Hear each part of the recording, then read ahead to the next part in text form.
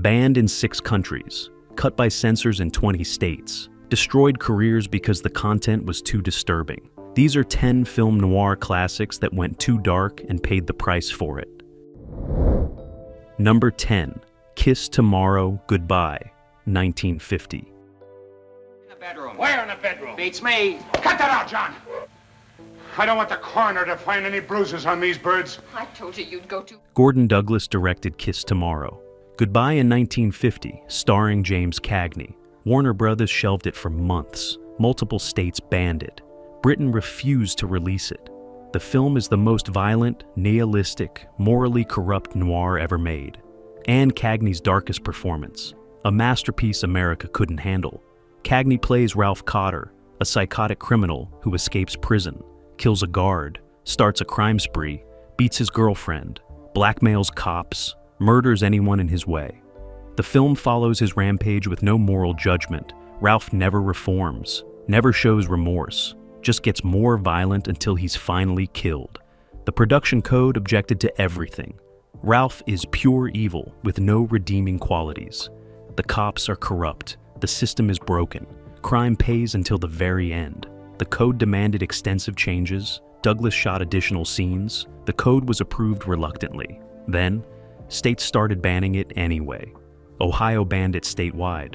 The state censor board called it the most dangerous film ever made, said it glorified violence and showed criminals as admirable. Michigan banned it. Pennsylvania cut 20 minutes. The film barely got distributed in many markets. Warner Brothers panicked, shelved it for 6 months, worried about the controversy. Finally released in August of '50. Critics savaged it. Bosley Crowther called it morally reprehensible. Audiences came anyway. The controversy helped. The film made money despite the bans. Britain refused to release it for 3 years. The British Board of Film Censors called it excessively violent and without redemptive value. When it was finally released in '53, it got an X rating. Many theaters wouldn't book it. Cagney's performance is terrifying. Ralph Cotter is a sadist, beats Barbara Payton's character savagely. Multiple scenes of domestic violence. Cagney plays it without charm, without the charisma that made his gangsters in their 30s likable. Ralph is a monster, nothing more. Cagney committed completely, made himself repulsive. The performance is fearless and disturbing. The scene where Ralph beats his girlfriend is shocking even now. He slaps her repeatedly. She falls. He kicks her. Cagney's face shows enjoyment. The violence is sexual for Ralph. He gets pleasure from hurting her. The scene got cut in multiple states and played in full in others. Audiences walked out. The corrupt cops played by Ward Bond and Barton McLean are almost comic. I've known you to forget faces, but a figure like that? They take bribes openly, demand more. When Ralph blackmails them with photographs, they keep working with him. The film suggests police corruption is normalized, accepted. No one even pretends the system works. The final shootout has Ralph killing multiple cops, going down shooting. No redemption, no last-minute regrets, just violence until he's dead. The film ends with his body on the pavement. No epilogue, no moral lesson, just death as inevitable as it was meaningless. Harry Brown's script is vicious. Every character is corrupt or compromised. No heroes, no good people, just criminals and the cops they own. The dialogue is brutal. Ralph's lines are casual cruelty. The girlfriend's lines are broken with desperation. Nobody speaks with hope or decency. The cinematography by Peveril Marley uses harsh lighting and shadows. Makes everything look ugly. The sets are grimy. The locations are dirty. Even wealthy characters look squalid. Marley creates visual revulsion that matches the story's moral revulsion. Warner Brothers knew they had a problem, marketed it as controversial, used the bans as promotion. The film they tried to stop advertisements ran in papers. The strategy worked commercially, but damaged Cagney's reputation. He'd spent years rehabilitating his image from 30s gangster roles. Kiss Tomorrow. Goodbye made him a monster again. He regretted it. The film influenced every subsequent ultra-violent noir. The casual brutality, the corrupt systems, the irredeemable protagonist. But in '50, it was too much. too dark, too honest about violence and corruption. The bans and cuts proved America wasn't ready for that level of darkness. 75 years later, it remains shocking. The most violent, nihilistic, morally bankrupt noir ever made. The one that went too dark even for noir. The film has multiple states. The masterpiece America rejected. That's Kiss Tomorrow, Goodbye, the darkest noir ever made. Number 9, Kiss Me Deadly, 1955.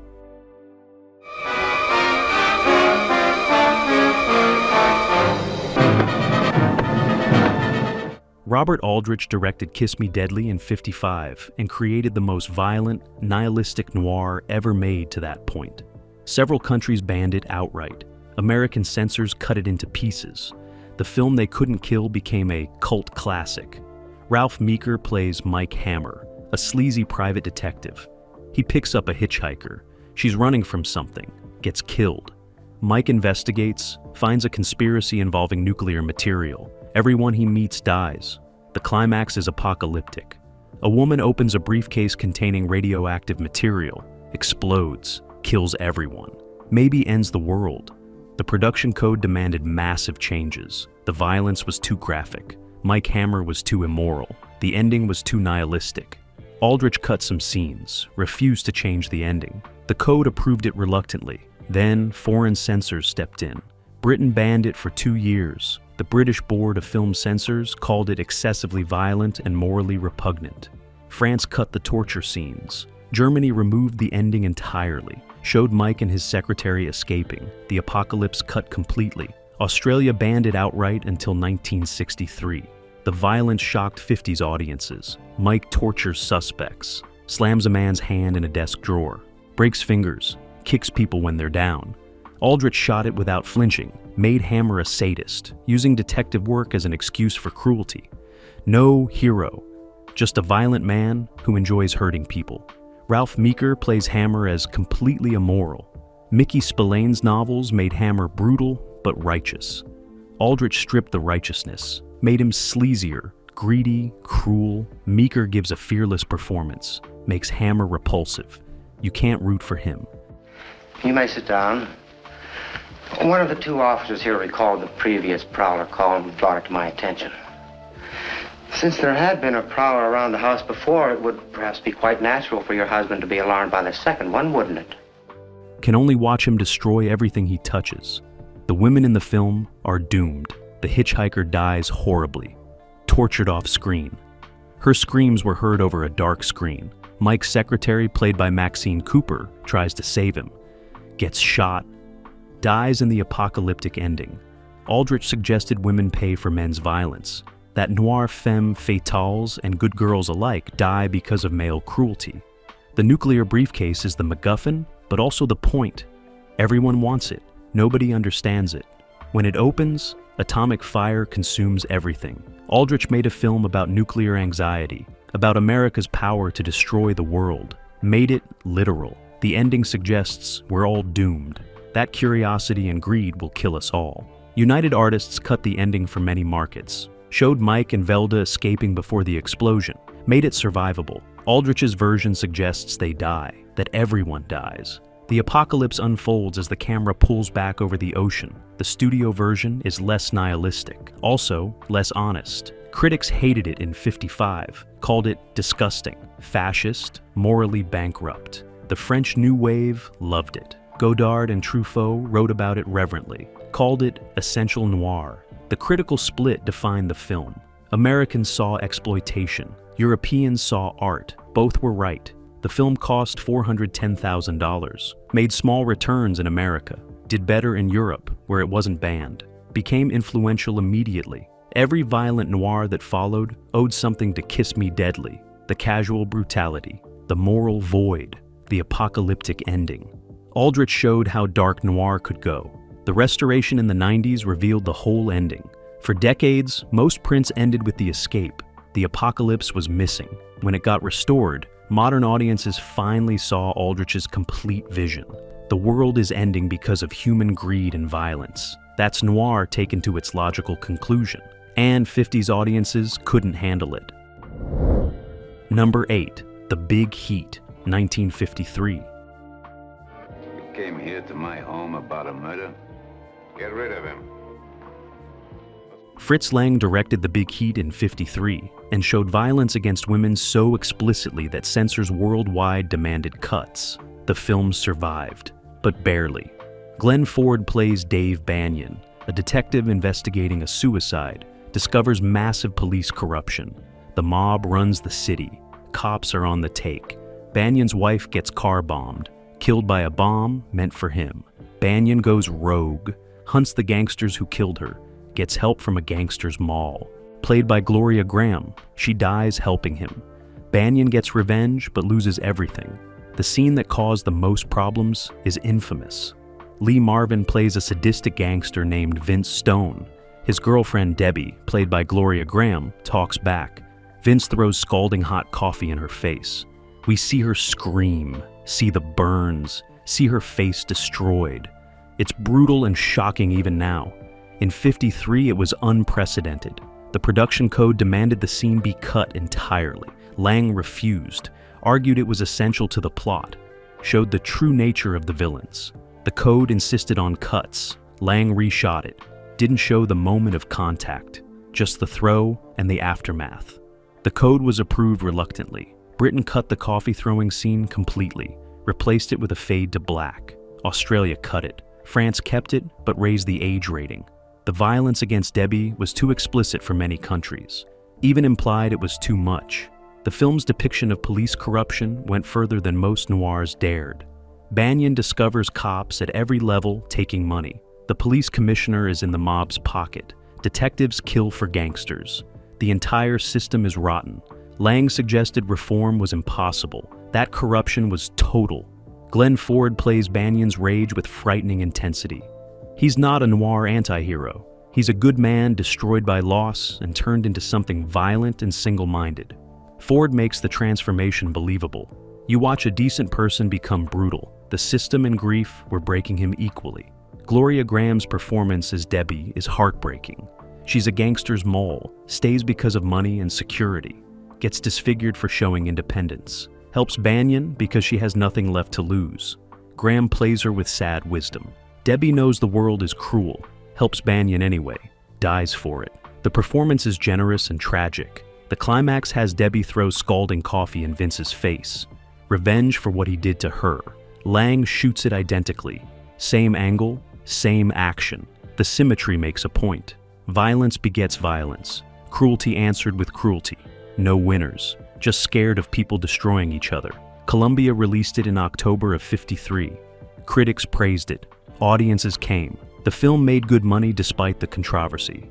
But the censorship battles scarred it. Many markets saw heavily cut versions. The coffee scene was removed or shortened. The violence toned down. Lang's complete vision is only visible in some prints. The film influenced every revenge thriller that followed. The good man turned vigilante. The systemic corruption. The violence that mars everyone it touches. The Big Heat established templates that still hold true 70 years later. But in '53, it was too brutal, too honest about violence, too willing to permanently hurt its characters. Gloria Graham's face stays scarred throughout. No magic healing, no makeup covering it. She's disfigured. The film doesn't look away, shows what violence actually does. Scars people forever, changes them. That honesty terrified censors. They wanted violence without consequences. Lang gave them permanent damage, and they tried to cut it away. Number 7. Touch of Evil, 1958. Marlene Dietrich, Zsa Zsa Gabor. What are you trying to do? We're trying to strap you. Orson Welles made Touch of Evil in '58. Created a nightmare vision of border corruption so dark that Universal cut 40 minutes and released it as a B-movie. Several countries banned it for depicting police as monsters. Charlton Heston plays a Mexican narcotics investigator. Janet Leigh is his American wife. They're in a border town. A car bomb kills an American. Heston investigates, discovers the local police captain, played by Welles, is corrupt, frames suspects, runs the town through intimidation. Heston tries to expose him. Welles destroys Leigh to punish Heston, plants evidence, drives her nearly insane. The production code objected to the entire premise. A corrupt American cop, a Mexican as the moral hero. The inversion of expectations troubled them. They demanded Vitelli's make Quinlan's corruption more obviously condemned. Welles shot what they wanted, then edited his own version. Universal released the studio cut. The opening shot runs 3 minutes and 20 seconds unbroken. A bomb was planted in a car trunk. The car is driving through town. Heston and Lee are walking alongside, all in one continuous take. The bomb explodes. The shot establishes Welles's mastery and his vision of border chaos. Universal wanted to cut it, add credits over it. Welles fought, lost partially. The credits got added. Welles plays Captain Hank Quinlan as grotesque, massive, sweating, corrupt and aware of it, believing his corruption serves justice, a monster who thinks he's the hero. Welles makes him pathetic and terrifying. The performance is fearless, no vanity, just an embodiment of American law enforcement rot. Janet Leigh's character gets terrorized by Welles's gang, attacked by thugs and made to seem insane. The sequence is nightmarish. Welles shot it with extreme angles and shadows, making it feel hallucinatory. Leigh's terror is absolute and disturbing. The code demanded cuts. The attack was implied rather than shown. Welles shot it ambiguously enough to pass, barely. The film's depiction of the Mexican-American border as lawless troubles censors. Welles suggested American law enforcement was the problem, that corruption flowed north to south, that Mexicans had more integrity than Americans. This reversal of racist expectations made the code nervous, made foreign censors reject it.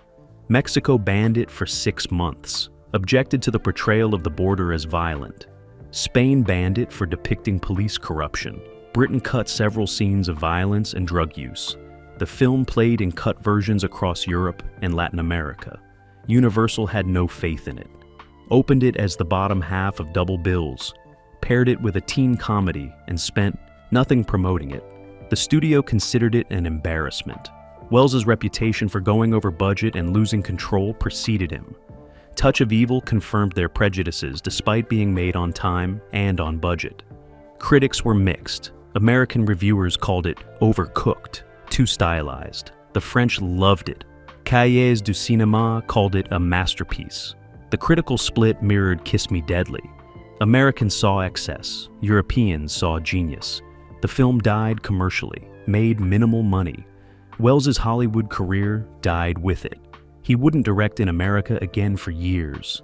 Touch of Evil became his last American noir, his final statement on corruption, borders, and American rot. And Hollywood buried it. The restored version released in 1998 used Welles's memo to Universal and removed the credits from the opening shot, and recut sequences to match his vision. The restoration revealed what Universal destroyed, a masterpiece made by a genius, dismissed by his own studio, banned by foreign countries, too dark, too honest, too willing to show American law enforcement as evil. Quinlan's death scene is perfect, shot in a dirty canal. Welles is floating in garbage water, dying while his friend records his confession. The last words are, "What does it matter what you say about people?" suggesting truth is irrelevant, that corruption wins regardless. That's noir nihilism at its peak, and 50s audiences rejected it completely. Number 6, Murder by Contract, 1958. This guy's weird. He don't even ask who the target is. Well, wait till he finds out, he won't be so relaxed. Tomorrow he wants to go deep sea fishing. So tomorrow. Irving Lerner directed Murder by Contract in '58 for $75,000. Created the coldest, most amoral noir ever made. Britain banned it.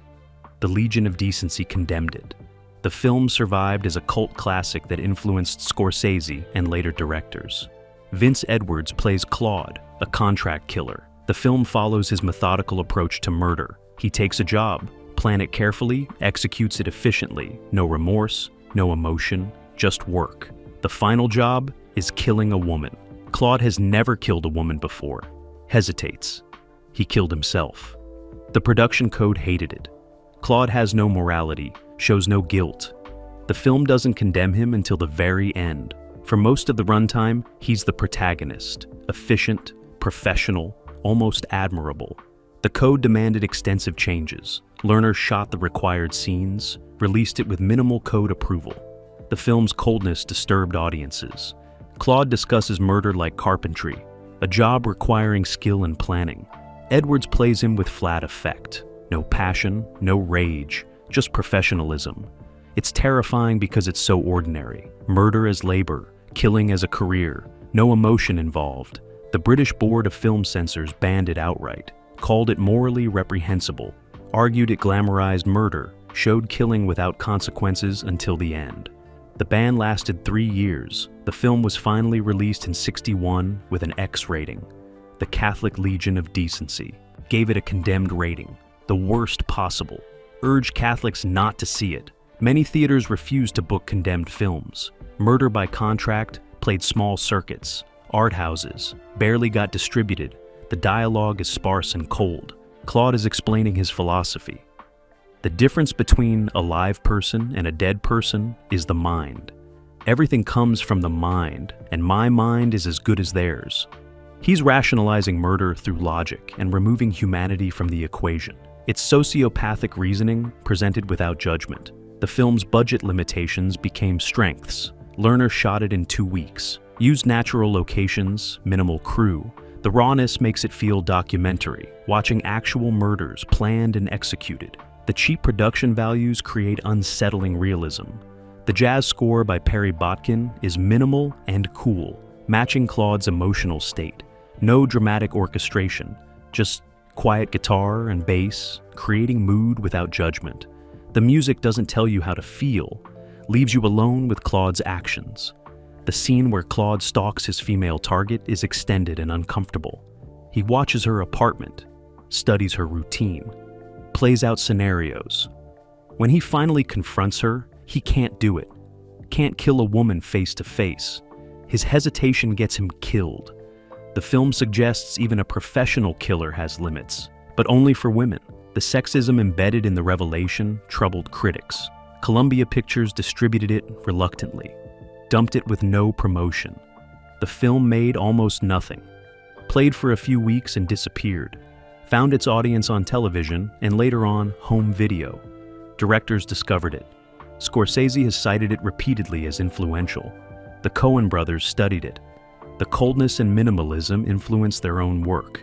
The film's portrayal of murder as mundane influenced every hitman movie that followed, including Melville's The Samurai, Scorsese's Taxi Driver, the Coens' No Country for Old Men. All owe something to Murder by Contract, the professional killer with a code, emotion removed, just the method and results. Lerner got there first, made it for nothing, got it banned and condemned, and created a masterpiece anyway. Number 5, Pickup on South Street, 1953. Thank you. You may step down from the stand. You must be getting old. Sam Fuller directed Pickup on South Street in '53 and created anti-communist propaganda so cynical and violent that both America and communist countries tried to ban it. The FBI investigated Fuller. France almost refused to release it. The film survived to become essential noir. Richard Widmark plays Skip McCoy, a pickpocket who steals a wallet containing microfilm. Communist spies want it back. The FBI wants it. Skip doesn't care about politics, just wants money. Jean Peters plays the woman whose wallet got stolen. She's a communist courier who doesn't know it.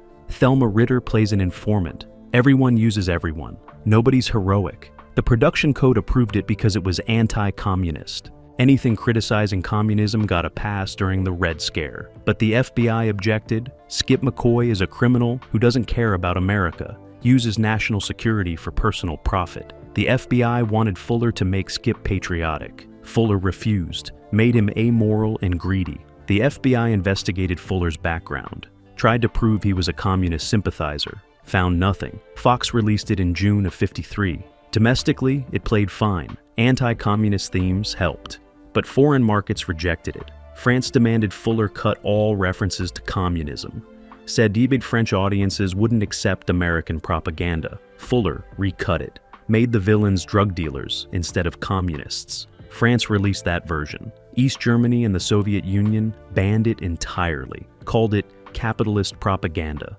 The irony is that the film isn't pro-American. Skip doesn't care about his country. The FBI agents are ineffective. The system fails repeatedly. Fuller suggested American individualism was more important than patriotism. Communist censors saw only anti-communist messaging, banned it anyway. The violence shocked audiences. Skip beats people brutally, gets beaten worse. A fight on a subway escalator is vicious. Men kicking each other down metal stairs. Fuller shot it without safety measures. The actors got hurt. The pain is visible on screen, makes the violence feel real and ugly. Richard Widmark plays Skip with sneering contempt for everyone. He's not tough. He's cruel, uses people without thought. Widmark makes him magnetic despite being repulsive. You can't look away from Skip's amorality, can't root for him, can only watch him operate. Jean Peters plays Candy with wounded dignity. She's been used by men her entire life. Realizes the communists used her, tries to do the right thing, gets beaten nearly to death. Peters makes Candy's transformation from pawn to active participant believable. Her beating scene is brutal. Fuller doesn't cut away, shows every punch, every kick. Peters sold the violence completely. Thelma Ritter plays Mo, an informant who sells information to survive. She's old, tired, saving for a decent burial, doesn't want a potter's field grave. Ritter brings enormous dignity to a character. Society considers trash. Mo's death scene is heartbreaking. Shot by communists for refusing to give up Skip, dying while telling them nothing. Ritter deserved an Oscar nomination, got one. Lost to Donna Reed in From Here to Eternity. The film's cynicism about American institutions troubled the FBI. Police are corrupt. FBI agents are incompetent. The only person with integrity is an informant saving for her funeral. Fuller suggested American institutions failed, that individuals survived despite the system, not because of it. That message made the FBI nervous during the Red Scare. The climax has Skip beating the communist spy to death. Brutal, extended violence. Fuller is shooting it in shadows, making it feel like murder, not heroism. Skip does it for Candy, not for America, not for principle. For personal reasons. The FBI wanted patriotic motivation. Fuller gave them selfish revenge. Pickup on South Street proved Noir could be political without being propaganda, could criticize communism while also criticizing American institutions. It could show violence without glamorizing it. The censorship from both sides of the Iron Curtain proved that Fuller succeeded. Made a film too cynical for both superpowers, too honest about human nature for anyone's comfort. Number 4, Night in the City, 1950. Who are you running away from now? Running? Me? Now, you know me better than that. 3 days and 3 nights and not a word from you. Well, I've been very busy. For all I knew, you were lying. Jules Dassin directed Night in the City in 1950 while blacklisted, made it in London to escape HUAC, created the most despairing noir ever filmed. America cut it extensively. Britain released it, then tried to ban Dassin from future projects. The film became a testament to artistic exile. Richard Widmark plays Harry Fabian, a small-time hustler in London trying to become a wrestling promoter. Everything he touches fails. He betrays everyone who helps him, makes enemies of gangsters, gets hunted through London at night, dies in the gutter. No redemption, no escape, just failure and death. The film is autobiographical. Dassin was fleeing Hollywood, blacklisted for refusing to name names before HUAC. Night in the City is about a man running from forces that will destroy him. Harry is Dassin. The film is a scream of despair from an artist in exile. Fox produced it, then cut it for American release. The British version runs 101 minutes. The American version runs 95. Fox cut character moments, tightened the chase, made it more thriller, less tragedy. Dassin's complete vision is only visible in the British cut. The British government objected to the portrayal of London, dark, dirty, full of criminals. Dassin shot it in actual locations, shadows and fog, made London look like hell. British censors wanted cuts, got some. Then they tried to prevent Dassin from working in Britain again. The blacklist followed him across the ocean. Richard Widmark gives his most desperate performance. Harry is pathetic. A con man who can't con. A hustler who can't hustle. Widmark plays him with manic energy degrading into panic. You watch a man destroy himself through stupidity and betrayal. It's painful to watch. That's the power. Jean Tierney plays Mary, Harry's girlfriend. She's trapped in a loveless marriage, sees Harry as an escape, realizes he's worse than her husband. Tierney plays disillusionment perfectly, a woman watching her last hope die. The performance is quiet and devastating. The wrestling sequences are brutal. Dawson cast real wrestlers. Actual Greco-Roman champion Stanislaus Zbyszko plays an old wrestler humiliated by modern showmen. His comeback fight is shot without glamour, just old men trying to prove they still matter. It's tragic and uncomfortable. The chase that fills the final third is relentless. Harry is running through London at night. Everyone is hunting him.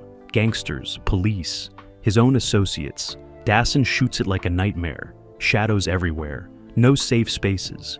Harry is trapped in a city that wants him dead.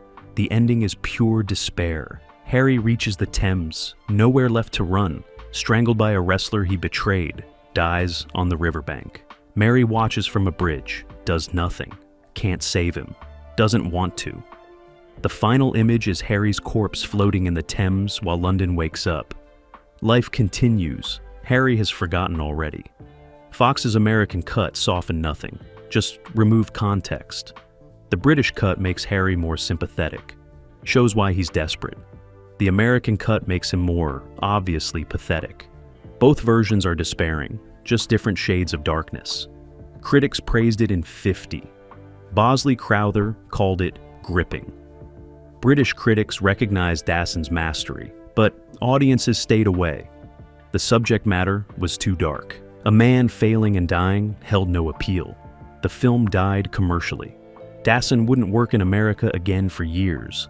The blacklist destroyed his career. Night and the City became his statement. A film about exile and desperation and failure. Made by a man who has experienced all three. The personal nature makes it unbearable. You're watching Dawson's fear and rage on screen. Widmark embodies what Dawson felt. The film influenced every noir about desperate men and failed dreams. Sweet smell of success. After Hours. Good Time. All owe something to Night in the City. The relentless downward spiral. The city is a trap. The protagonist destroys himself. Dawson established the template, then got exiled for his trouble. Number 3, The Prowler, 1951. Well, one of them was of the officers was outside most of the time, and I was very frightened. Why are you asking me all this? Joseph Losey directed The Prowler in '51 and created a noir so dark about police corruption and murder that the blacklist buried it completely. Losey fled to Europe. The film vanished for decades. Several countries banned it for depicting a cop as a psychopathic killer. Van Heflin plays Webb Garwood, a patrol cop who responds to a Prowler call. Meets Susan Gilvray, whose husband works nights as a radio personality. Webb sees opportunity, starts showing up uninvited, seducing Susan, planning her husband's murder, and making it look like an accident. Everything calculated, everything evil. Dalton Trumbo wrote the screenplay under a pseudonym. He was blacklisted, couldn't use his real name. The script dissects post-war American masculinity and corruption with surgical precision. Webb represents the dark side of the American dream. A man who wants more than he deserves, will kill to get it. The production code objected to everything. A cop who murders in cold blood. No moral ambiguity. Pure corruption wearing a badge. The code demanded Webb be punished more explicitly and demanded that the film condemn him clearly. Losey shot what they wanted, made it ambiguous anyway. The murder of Susan's husband is chilling. Webb plans it perfectly. Makes it look like self-defense. The husband comes home early. Webb is there. Shoots him. He claimed he thought it was a prowler. The investigation clears Webb. He gets away with it. Marries Susan. The film spends half its runtime with a murderer unpunished.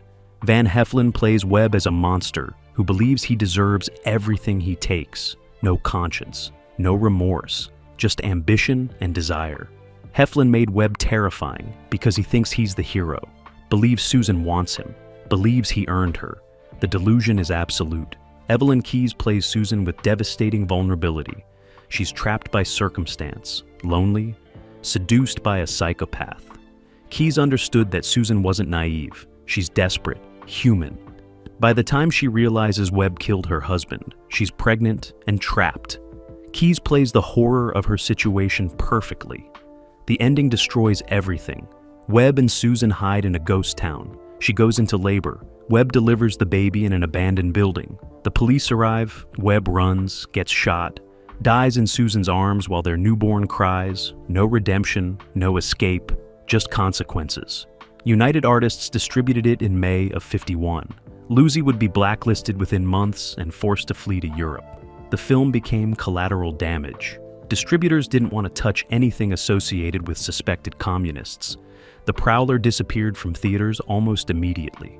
Britain banned it for 2 years, called it morally reprehensible. A police officer as a villain was unacceptable. France cut the murder scene, made it less premeditated. Spain banned it entirely. The film barely played internationally. The budget was minuscule, $200,000. Lucy made every dollar visible. Arthur Miller's cinematography creates a suffocating sense of Los Angeles heat. You feel Susan's isolation in her Spanish revival house. Feel Webb's predatory presence in every shadow.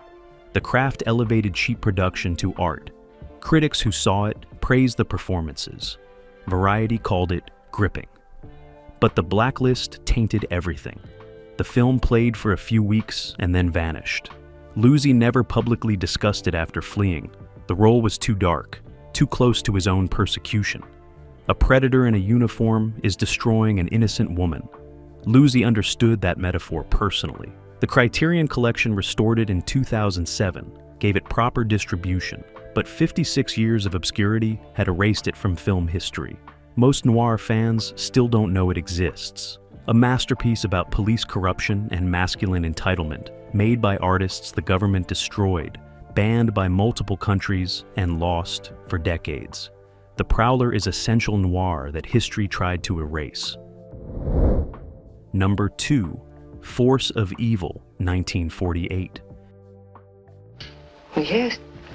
Now, Mrs. Gilvray, have you any reason whatsoever to believe that the circumstances attending your husband's death were other than those described by Officer Garwood? No. Abraham Polanski directed Force of Evil in '48. The blacklist destroyed him immediately after. The film is about capitalism as organized crime, Wall Street as mob violence. America banned Polanski from directing for 21 years. The film disappeared, became a ghost. John Garfield plays Joe Morse, a lawyer for a numbers racket trying to go legitimate. His brother runs a small numbers bank. Joe's bosses want to take over all the small operations. Joe tries to protect his brother, fails. Everyone gets corrupted. Everyone dies or compromises. The system wins. The film is a Marxist critique disguised as noir. Polanski suggests that capitalism and organized crime are identical, that Wall Street and the numbers racket use the same methods: violence, exploitation, consolidation. The film argues that the American economic system is criminal. HUAC noticed. The production code approved it reluctantly. The criminals lose. Justice gets served technically. But the film's real message is about systems, not individuals. Polanski shows how capitalism forces good people to make evil choices, how economic pressure corrupts everyone. The code didn't catch it. HUAC did. MGM released it in December of '48. Critics were lukewarm. Audiences stayed away. The film made minimal money, disappeared quickly. Then HUAC called Polanski to testify. He refused to name names, got blacklisted. Force of Evil became evidence of communist infiltration of Hollywood. The film vanished from distribution. Studios wouldn't touch it. Television wouldn't air it. The blacklist erased it. Polanski wouldn't direct again until 1969. 21 years in exile. Force of Evil was his first and last film for 2 decades. John Garfield performs moral exhaustion. Joe knows what he's doing is wrong. Does it anyway because the system demands it? Garfield plays the internal conflict perfectly. A man destroying his family to succeed in a corrupt system. Garfield would be blacklisted too, dead within 4 years at 39, a heart attack brought on by stress. The blacklist killed him. The dialogue is stylized, almost poetic. Characters speak in rhythm. Polanski using language to create alienation, making the familiar strange. Joe's narration sounds like prayers or confessions. The effect is dreamlike, makes the crime story feel mythic, biblical. Capitalism is original sin. The cinematography by George Barnes uses shadows and extreme angles, makes New York look hellish, the financial district shot like a prison. Office buildings become tombs. The visual style suggests entrapment. Everyone is trapped by economic forces beyond their control. The ending is ambiguous. Joe finds his brother's body. The mob killed him. Joe goes to the police. Will he testify? Will he escape? The film doesn't show. Just ends with Joe walking toward the possible redemption, or possible death. Polanski leaves it unresolved, suggesting individual choices don't matter when the system is corrupt. The film influenced directors who rediscovered it in the 70s. Scorsese studied it. Coppola cited it. The Godfather's structure of a family business organized as crime owes something to force of evil. But those directors could acknowledge it. Polanski couldn't work, couldn't build on his masterpiece, couldn't make another film for 21 years. The restoration in the 80s revealed what the blacklist buried, a formally innovative, politically radical noir masterpiece. Polanski's best film was made just before he was blacklisted. His career was destroyed for creating art that told uncomfortable truths about American capitalism. Force of Evil is essential noir that America tried to erase. The blacklist almost succeeded. Number 1. Where the Sidewalk Ends, 1950. We step into the shadowy streets of 1950s film noir with Where the Sidewalk Ends, a gripping tale of moral ambiguity and... Otto Preminger directed Where the Sidewalk Ends in 50 and pushed police brutality further than Hollywood had ever dared. The production code tried to kill it, failed, but the film still got buried. Dana Andrews plays Mark Dixon, a detective with a violent streak. His father was a thief. Mark overcompensates by being brutal to criminals, beats suspects, crosses lines. One night, he hits a suspect too hard, kills him accidentally, panics, covers it up, frames a gangster, then falls for the dead man's wife, played by Gene Tierney. The guilt eats him alive. The production code objected to everything. A cop who murders, a cop who frames an innocent man, a cop who gets away with it for most of the runtime. The code demanded that Dixon be punished immediately, and that his crimes be explicitly condemned. Preminger refused, made Dixon sympathetic despite being a killer. That ambiguity terrified the censors. The scene where Dixon kills the suspect is shockingly violent for 50. He slaps him. The guy falls, hits his head, dies. Dixon stares at the body, realizes what he's done. Andrews plays it coldly, then turns to panic. The film doesn't condemn him in that moment, just shows a man making terrible choices. The code finally approved it with cuts, demanded that Dixon confess at the end, demanded moral clarity. Preminger shot the confession scene, made it ambiguous whether Dixon will actually face justice. The final shot is of Dixon walking into police headquarters. We don't see what happens. The code wanted certainty. Preminger gave them doubt. Fox released it in July of 1950.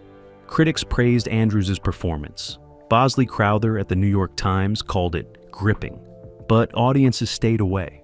The subject matter was too dark. A murderous cop wasn't entertainment. The film died at the box office. Several cities banned it anyway, despite code approval. Memphis refused to show it. Detroit cut the murder scene. Boston demanded additional edits. The film was too brutal for local standards even after national censorship. Dana Andrews gives his darkest performance. Dixon is racist, calls suspects names, uses his badge as a weapon. Andrews doesn't soften it, makes Dixon a product of his environment and his choices, a man destroyed by his father's legacy and his own violence. It's uncomfortable to watch. That's the point. Gene Tierney plays the widow with quiet strength. She doesn't know that. Dixon killed her husband, falls for him anyway. Tierney makes the romance believable while tragic. When she learns the truth, Her heartbreak is devastating. Tierney deserved more recognition for making impossible circumstances feel real. The film's depiction of police corruption was radical. Dixon's partner knows he's brutal and covers for him. The department protects its own. Preminger suggested law enforcement was institutionally corrupt, that cops could be criminals. 1950 audiences didn't want to hear it, especially not from Hollywood. The climax, where Dixon confesses, is ambiguous. He admits the killing, but the film doesn't show his arrest, doesn't show punishment, just ends with him walking into the station. Preminger leaves the audience to decide what justice means. The code hated it. Censors in multiple cities cut the ending, demanded reshoots showing Dixon in handcuffs. Preminger refused. Where the sidewalk ends proved Noir could go darker than the code wanted. It could show police as villains. It could leave morality ambiguous. The censorship and box office failure didn't stop Preminger. He'd keep pushing boundaries. But this film showed how far Hollywood could go in 50 years, and how audiences weren't ready for that darkness yet. 10 noirs that went too dark. Several got banned in multiple countries. Several destroyed careers. All of them pushed boundaries beyond what society would accept. Joseph Losey fled to Europe. Abraham Polanski couldn't direct for 21 years. James Cagney regretted his darkest performance. These films proved noir could go darker than Hollywood wanted, darker than audiences could handle, darker than censors would allow, but they survived. And now we can finally see what they tried to show us. The truth about violence, about corruption, about how dark noir could really go.